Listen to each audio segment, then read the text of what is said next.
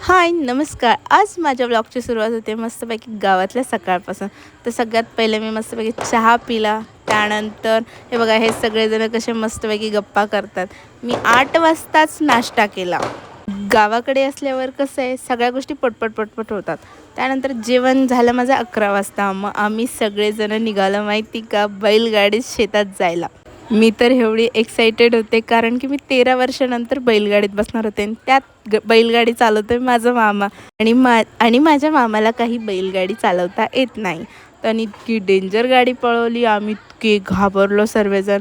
मग आम्ही शेतात आलो. त्यानंतर मस्तपैकी आमची हसी मजाक चालू आहे आणि आम्ही आमच्या शेतात जाऊन बघितलं. हे बघा आमच्या शेतातलं सोलार.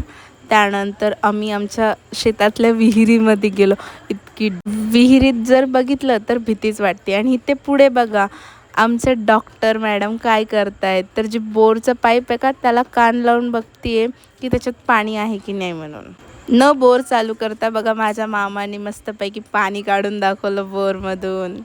आम्ही खूप एक्सायटेड होतो. मस्तपैकी बोरमधलं पाणी बघितलं, थंडगार पाणी. आणि बघा शेतातला रानमेवा खूप छान मस्त वांगी, कैरी. वर्षातून एकदा तरी गावाला जायला पाहिजे.